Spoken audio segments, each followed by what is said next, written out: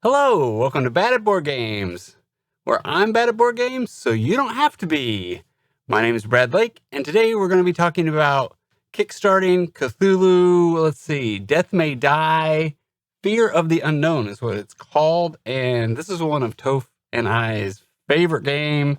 You can see a link up here where we get beat in one of our playthroughs, and we have first impressions, review, however you want to look at it, one of our earlier videos.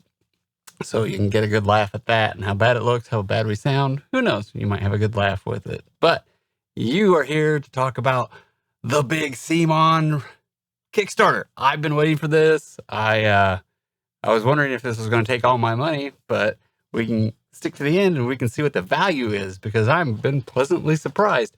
Let's find out if this is for you. Is it for me? Did I back it? I did, but let's find out why I backed it. We're going to review this. They are up to $1,099,000. So 10,697 backers already, 24 hours in.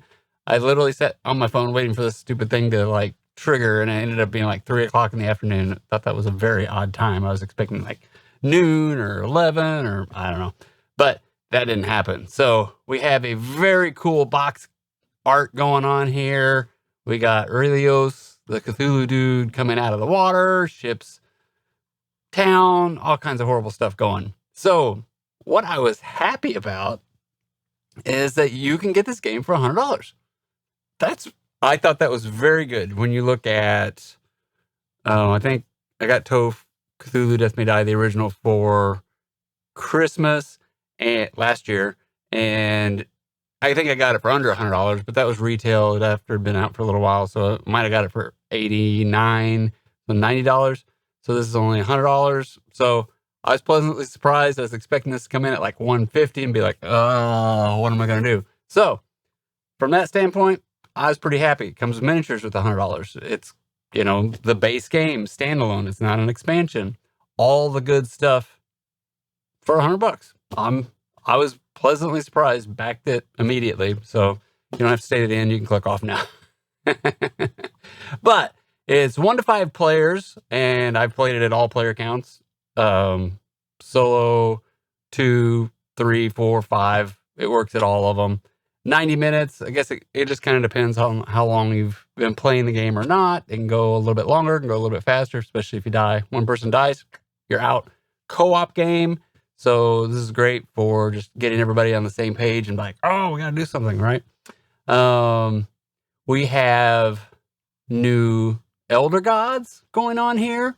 And like I said, it's not an expansion. It's a standalone game. So you've got everything you need in here to play the game. And it's got some neat things going on. We've got, you choose your Elder one. You've got a few different scenarios that are in the box, missions, so to speak. So it's like a one-shot dungeon if you've never played Cthulhu Death May Die or really heard about it. I'm not big into dungeon crawlers just because they take so much time. It's not that I don't like them. It's just a time commitment, and I like to play a lot of other games. Cthulhu Death May Die is great because it's just this, I can get in, I can get out, I can play a game, have a great time, and it doesn't have to be a campaign, even though you can kind of work through it. It's kind of like playing Doom versus playing World of Warcraft. You just get in, you have a good time, play the mission, get out, you're done. It was awesome. So we get Stop the Ritual, you get the cards, we've got different rules in this one. So you have these amulets going on here, and there's 2 different sides to the amulets. I think it's one side's a little bit worse, and then you flip it and it becomes more powerful. So that aspect of it is pretty cool. You have random monsters. You've got these mystery monsters, and I don't really understand how those work quite yet, but I think they have different abilities. And so you might pick a monster, but you don't know what it does or how it works until you're playing the game, which is a little bit random and gives you some more variability in the game, which is kind of cool for people who have played the game. We got all the people that love it. But you're here. You care about our opinion. We've got the Unknowable Pledge. So it's $100, and they unlocked immediately. You had 10 investigators, to go along with it. And then they've just kept adding investigators, which has been really cool. So you've got all these and each investigator has its own mini, each investigator has its own card, and they've got different powers and abilities. And some of the powers and abilities are banging. It's just crazy. So the game must be getting harder for them to have some of the abilities that some of these people have.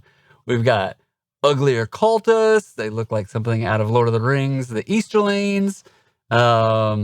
We've got this ghast-looking dude, which they showed before, and he's really ugly. And we got this snake serpent man. So these are some of the villains that you're going to see throughout the game. You got a fisher outside, looks like a pterodactyl looking dude. The guy Yoth, you got 2 of those. And this is one thing about Cthulhu. Their monsters are ugly. So we got Teeth Guy, Mr. Gug, got 2 of them. And then we got the Unnameable. He was unlocked. And then we got the D-Hole. I won't make any references or jokes. No jokes from the peanut gallery.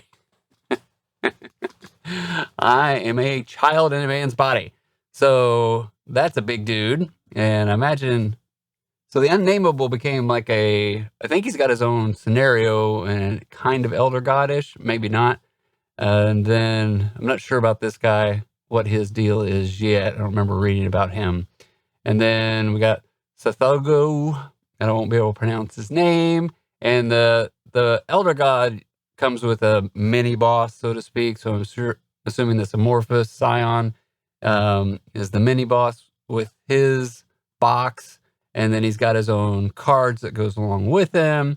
And then these tokens, some bosses or all the bosses have different tokens. And then, they do bad things. You're trying to mitigate and manage all the tokens that come out.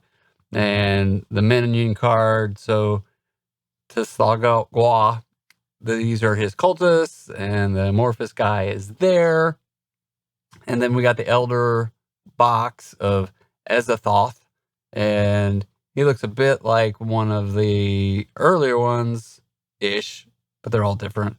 And he's got his own couple of the heralds right there. We've got Dancer of Azathoth.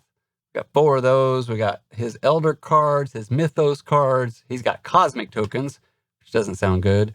His cultists and the minion card. So, in this game, you're going to have this Elder God track up at the top, and when it gets to the red, the Elder God is summoned, and you're gonna, a few more paths to the very end, and then you all lose regardless of where you're at on the board. You've got maps right here. Sorry, I'm scrolling a little too fast. So all these maps down here in the middle, they think of Gloomhaven or any other game. They basically make you say, pick these different ones. It's going to make a map for you, and that's your dungeon for your one shot. And then each one of your characters, they all have a mini and they all have a character board, and you'll pick which color you want them to go with. And these are different colors in the base game, so you probably can have, it'd be interesting. Have I played this with 6? Pushed it? I think I have played this with 6, and it made it a little bit easier because we had an extra person, but it was still fun. Still fun game. So you can go beyond what they actually give you.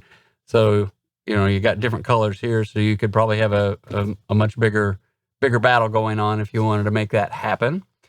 At the top is your insanity track. Every time you get to one of these red dots, you're going to get more powerful. And then this little area in the middle, this kind of, 4x3? Those are your abilities, and you move those up. And as you move those up, you get, you kill more people, or you can move without getting attacked, or you can move through enemies, or, your dice rolls increase, things like that. But the further you get to the right of your insanity track, once you get all the way to the end, you're dead. Game's over. Now, this is player elimination. The other players can continue to go, but you're out of the game. So usually you try to all work together and make sure that try to keep everybody from dying. Or if you do die, what we found is at the very end, somebody sacrifices themselves for the rest of the team so everybody can get through it. And then you're still involved, and you're wanting everybody to go oh, we need to do this and go here. And it doesn't mean you're out on some games. So you're still invested in the game. So you got your dice, you've got unknown monster classes. So these are what I'm kind of interested about. and they've got unknown monster classes, so you can use some of the base game and bring them into the new game. They've unlocked that. So I am curious how those unknown monster cards are going to work. We've got some crazy new Insanity cards. Some of those Insanity cards, like every time you hit one of those red dice, it's like, oh, you go catatonic, or, you know, like some of them are really bad, or you wound everybody in your room. So if like you're in the room with your friends, they all take a wound. There's just some bad Insanity things going on in those cards that you get passed out at the beginning of the game. We got these Relic cards, which I think is really interesting, and they're going to be make you more powerful, but the game's gotten harder. So it's kind of like one of these balancing system kind of things, is that they're giving you new cool stuff, but the game's gotten harder, so you're going to need the new cool stuff. Your normal tokens, spawn tokens, fire. Gotta love fire. It goes everywhere. And then here are your episode boxes. So they're, you know, basically you're getting cards and a few of the tokens and any little special things for that scenario. And then you pick the Elder God that you want to go with that scenario. And you could use the old boxes or the you know, the two new ones, obviously.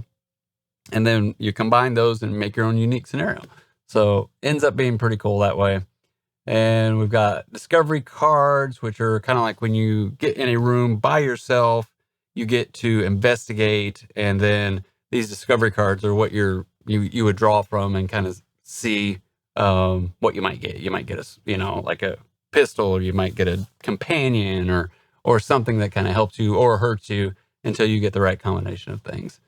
Scrolling too fast. We've got 12 episode cards. We've got 48 Mythos cards, and those are the bad things that you do every turn. You're turning those up to see what happens with the bad guys and advancing the Elder one and things like that. New tokens. Looks like we might have some locked rooms going on here with keys. Rulebook. Rulebook's decent. We didn't have a problem. I think there was like one thing that we kept referencing the first couple times we played it, but it's not a hard game to learn, and it was well written. I haven't read this rulebook yet. You can play it on Tabletop Simulator. It looks like that's available. So if you haven't played it or want to check it out, I find it interesting. Like, I usually don't do the Tabletop Simulator stuff. Don't know why. I guess it's an opportunity, but either I'm invested and I'm in, and we're going to see what happens, or I'm kind of not, and not going to worry about it. So if you want to see some gameplay, Man vs. Meeple had some stuff. Dice Tower had a playthrough. So did Quackalope. Board Game Co., I guess his review, he's slated to be somewhere in the middle of this when we're 24 hours in as of this taping. And I've just been excited. And today they announced a few extra stuff that I wanted. Like, I'm definitely going to talk about this today. So here's a bunch of extra characters they've already unlocked. So they had those 10 originally. And then we've got James with his shotgun. We got Amelia, and she's a maid with another gun. We've got monsters from season 1 and 2. So these are the first box and second box. So they're making these the unknown monsters. So like I said, I'm not 100% sure how these work. So I am curious how they're going to be integrated into the game, and this is going to allow it to be somewhat backward compatible. So that's pretty cool. And we've got Unspeakable box unknown monsters going on here, which leads into what I thought was the big announcement today. Another guy. We got some kind of, I don't know if this is a raccoon, mouse, cat looking thing, although I think there is a cat. This Zug character. We've got the Isadora with a knife and a trench coat and a hat. And we've got the football guy. Instead of a football, he's got a knife. Oh, here's the cat. So we got some Egyptian-looking, Dr. Evil, naked mole rat cat thing with flames or something coming off of there. We got Saito. He's got his samurai sword. We got a mirror. Guy's freaky looking. He's got really long fingernails. That's just not right. And then this Hypnos, he is a monster, and he's I don't like him at all, because once you kill him, then he haunts your nightmares, and you go crazy every turn until he gets resummoned on the board. So you almost don't want him. It's like, do you kill him and then want him to come back really quick, or and then you're going to go more and more insane? This he's going to be rough, and they unlocked a whole scenario against him as well. So that'll be challenging. We got Jim, who looks like Mr. Western. We got the English UK cop, Karen.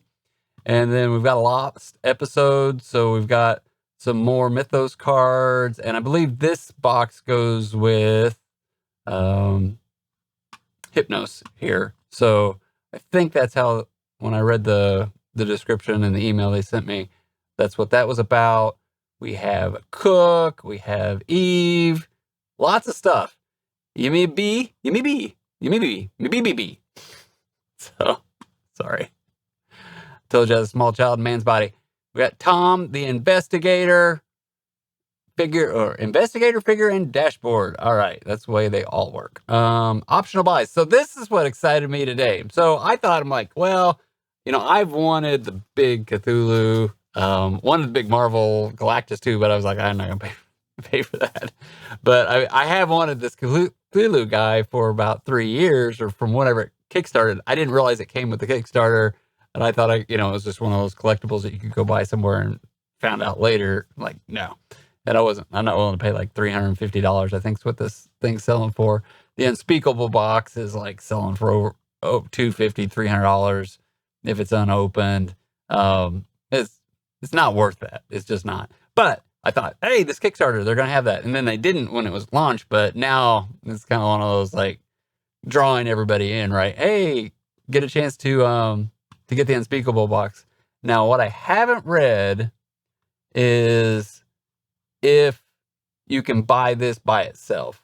So I don't know if you can. So that'll be interesting as we go through, because I have already pledged this, is if you can get this by itself. If you don't want the new version, but you want the Unspeakable box to go with your main game, can you just buy this? So I need to dig a little bit more into that for you guys and myself and find that out. I know Toph is interested in this. So what I'm hoping I can convince him to do is he buys this and I'm buying the base game, and then he's got the original game. And so in between us, we can have all of it, right? And then the thing I'm probably going to wait till the last minute on is, do I or do I not get the big statue? So I was never going to pay $300 for this thing. It's just no chance. Now, I know with the shipping, probably another $50 just for this stupid guy, but I wanted to paint him. I wanted this. I got the Cthulhu, I have Cthulhu stuff. So, I always thought this would be cool up on the mantle and have it painted and do all these kinds of things. So I just don't know if I'm going to pull the trigger or not. So comment down below if you think I should pull the trigger or not. Help me make a bad decision.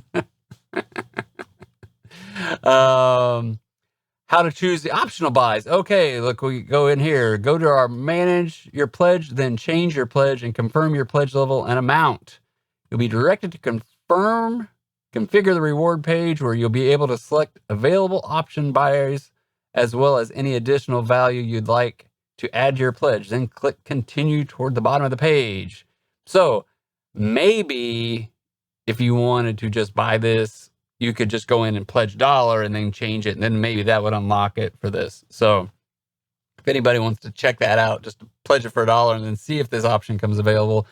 Let me know down in the comments. Hey, yeah, that does work or not. Shipping information. So here's where, Cmon really ticked everybody off with the Marvel Zombie thing, right? Like, shipping came back monstrous. I don't know, it was $150. It was $200 for the all-in, things like that. I was hearing horrible things. But they're saying the base, so this is the $100 base, is going to be $33 to $45 for the US. Now, let's go down here, which isn't bad. And I think, shipping has kind of come down a little bit, but it's not great. It'd be nice to pick up your, retail game store for $100. You don't have to pay any shipping. So, you're paying 30% more to kickstart it and possibly get it sooner. So the value we'll talk about that in a minute. The estimated shipping cost, this is probably learning from the Marvel Champions, is, US, they're saying $33 to $45. I think that's probably optimistic.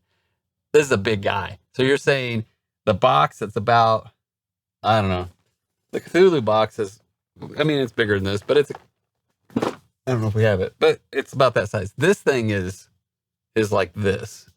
There's no way the shipping's the same. That I don't believe that. I would believe $50 to $75. I'm having a hard time buying that. I just am. So Cmon's done a bunch of stuff. It'll be a year before you get it, a year plus.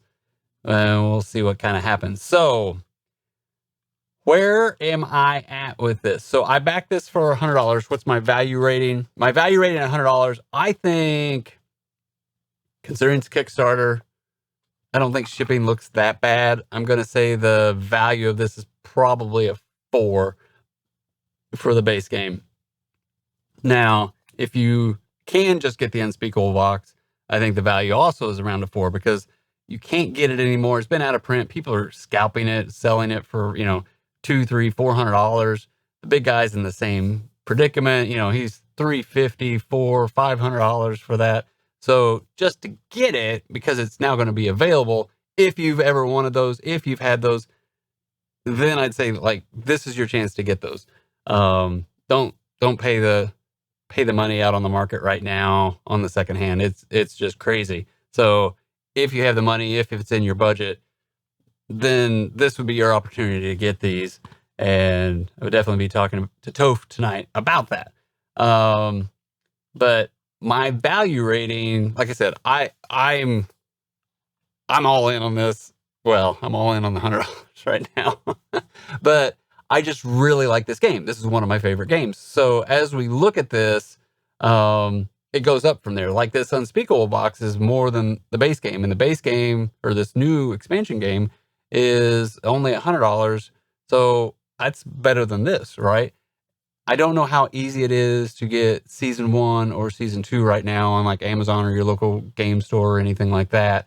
But they're not really re-releasing the base game, so I'm sure you can get the base game under $100. And so from that standpoint, that's probably more a 4. This is maybe pushing a 3.5 because you're going to have the shipping involved in it. So if I have to make a decision, let's say 130, if we go on the high side, for most states, shipping's $45, base pledge is $100. So let's say $150 to get this. Let's say it's a 3. I'm as I'm talking about it, like at $100 without shipping, I'd say it's a 4 for what you're getting out of this. At $150, I'm going to say it's a solid 3. It's not great. It's not bad. Unfortunately, it's kind of the world we live in right now. Would love to see it cheaper. Is it worth waiting until this hits retail? This will hit retail. The others have. You just don't, once it hits, you're not going to want to probably wait around for another printing or something like that. So just, you don't have to get it now. They make enough of them. It's going to come. But if you want some of these Kickstarter exclusives, this is where they get you. But it's not going to change your game. Toph and I love the base game. Don't have any of the Kickstarter stuff. One of our favorite games ever. So just take that into consideration. Now, if you want any of these other guys that are selling for crazy amounts, then the value is really that, right? You're getting this for half the price is what it is now. So this Rylos guy, they're saying $45 to ship it. I'm going to say $75 to ship it. And he's $180. So you're at $255 there. So $255 for a big statue. Is that worth it? Probably not. In all honesty, I want this really bad. If I get this, it has nothing to do with the value. It has everything to do with I want to paint it. I've wanted it for 3 years or whenever I saw it. I saw it at Gen Con when it came out. So yeah, I think that might be 3 years ago. So I was just but so just realize that all this guy is feeding all the FOMO. Absolutely feeding the FOMO. If you like Cthulhu, don't you? Do you like statues? Do you like painting? those kinds of things. It comes with a scenario, but I don't think the scenario's anything to, like going to make the game. You can watch it on the Dice Tower, I believe. Like the B team kind of did it. It wasn't Tom that did this scenario with the Dice Tower, but this is going to be your chance. If you never wanted to pull the trigger on the expense, because it's been too expensive, this is your chance to get it. Same with the Unspeakable box. So what is the value on that compared to secondhand market? It's a 4, right? So, but just like looking at it for what it is, if you've never played it, get the base game. It's going to be your best value. Season 2's not bad, but just, it's This, I think, is going to, the $100 version of this, I think, would be a much better win for you to get and play and enjoy and get the Kickstarter stuff from there. So, if I'm just looking at these, I'm going to summarize these again. Base game, $100, $150 with shipping. We're going to say that's a 3. This Unspeakable box at $120 plus, let's say the same shipping is, I'm using the high. They're saying 45. I'm rounding up to 50. So it's $175. The value of this, I would say, versus secondary market is a 4. By itself, in and of itself, I would say it's like a 2.5. That's an expensive game. And then when we come down here to the big guy, you can't value this. This is really like, what do you want? How much are you willing to pay? What does it mean to you, right? So those are my opinions. Hopefully you guys like them. Am I a little FOMO'd on this? Yes. Should you be? Maybe. I'm going to scroll all the way back up the top. It comes down to, have you played the game? If you haven't played the game, stick with, either go buy the base game, try to find it, or stick with the $100 pledge. You'll enjoy it. You won't have missed out on anything. It can be one of your top 10 games of all time, potentially, just like it is ours. Or you might hate it. I got a friend, he never could win at it, so he sold it. Everybody's a little different. You got to be okay with player elimination. Check out our link up here. You'll kind of see it, what we think about it and how it works. So just remember, no matter if you're playing solo, with family, or friends, enjoy what you're bringing to the table. Have a great night.